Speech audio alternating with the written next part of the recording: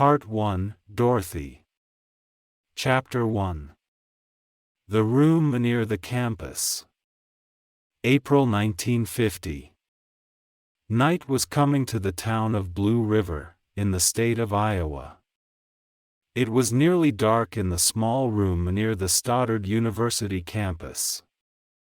The two people in the room that Sunday evening were both second-year students at the college. They were looking at each other in silence. The handsome young man was angry. His plans had been working so well. And now this news had come. But he wasn't going to show his anger. That wouldn't help him. He walked to the window, and for a few seconds, he looked out at the lights of the town. He looked at the yellow lights in the streets.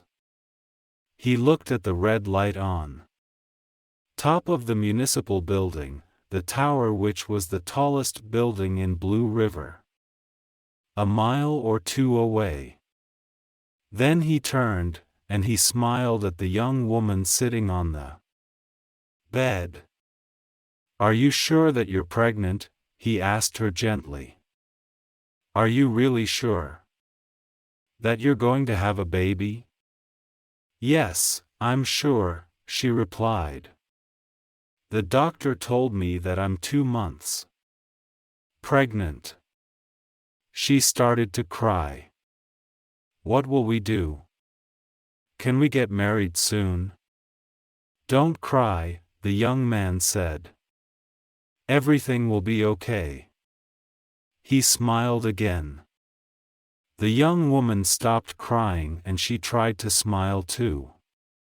"Oh, let's get married right away," she said. "I'm sure that my father will like you when he meets you. We'll be so happy." "Well, we could get married immediately," the young man said. "But this isn't what I'd planned, Dorothy, you know that.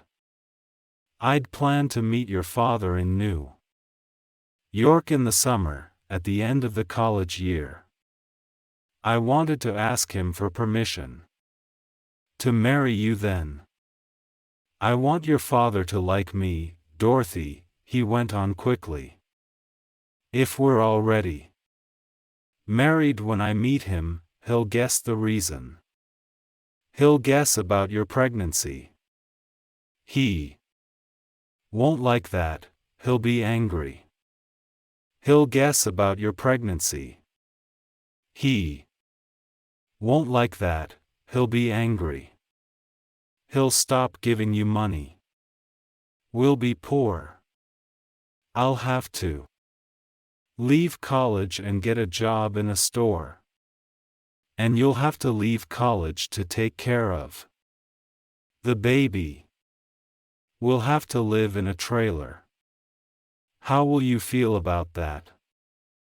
How will your family feel about it?" "I love you," the young woman replied miserably. "I don't care about being poor. I don't care about my family. We'll be happy, I'm sure about that.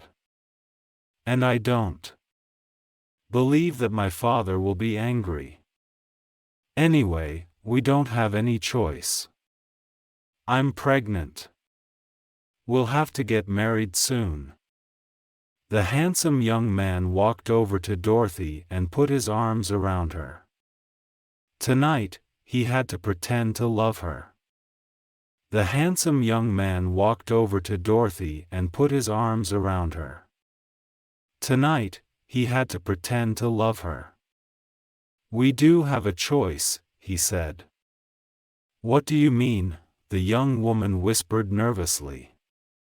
"I know someone who can help us," he replied. "You don't have to be pregnant, Dorothy." The young woman pushed him away from her.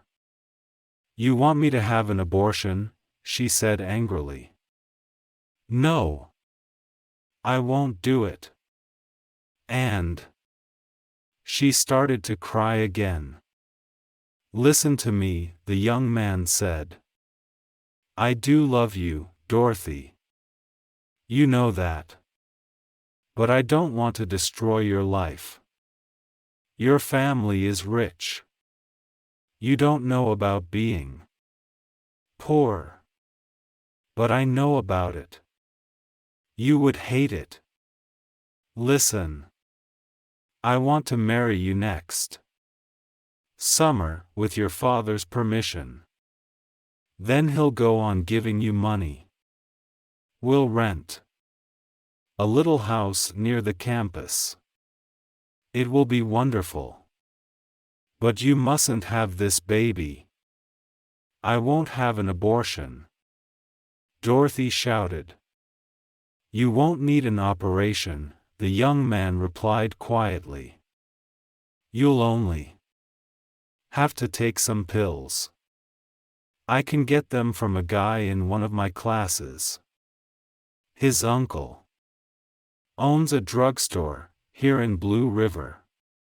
He held the unhappy young woman in his arms again. For the next hour, he whispered in her ear. He told her many things that she wanted to hear. At last, he looked at his watch. You must go back to your dormitory, he said. It's nearly 10 o'clock. I'll meet you tomorrow evening, under the tree outside the pharmacy laboratory. I'll meet you at 8 o'clock. I'll bring the pills then. When his girlfriend had gone, the handsome young man put his hands over his face. Oh, God, he said desperately. He'd planned everything so carefully. But he'd been careless about one thing. He'd only made love with Dorothy once. He'd had to make her believe that he loved her. But he'd been careless. And now she was pregnant. I can't marry her if she's pregnant, he told himself. I will not live in a trailer with Dorothy and a baby. The young man was desperate because he wanted to marry Dorothy Kingship. He wanted to marry her because she was rich. He wanted to marry her because her father was the owner of Kingship Copper Incorporated. When the young man had found out that a young woman in his economics and philosophy classes was one of Leo Kingship's daughters, his life had changed. He had begun to think of an exciting future for himself. He had thought of a future with lots of money, a beautiful house, and a good job with Kingship's big, successful company. Soon after meeting Dorothy, he had written to the offices of Kingship Copper and asked for some information about the company. The Kingship offices in New York City had sent him some brochures. He kept them at the bottom of a drawer in his desk. Every night, he took the brochures out and he read them. Every night, he looked at the photos of the great Kingship smelting works in Illinois, and he read about how much money the company had earned in the last year. The handsome young man wanted a good future very much. His early life had not been easy. He had been born in the little town of Manhasset, near Fall River, Massachusetts. He was an only child, he had no brothers or sisters. His parents had been poor. His mother had hated her husband because he had never had a good job. Her son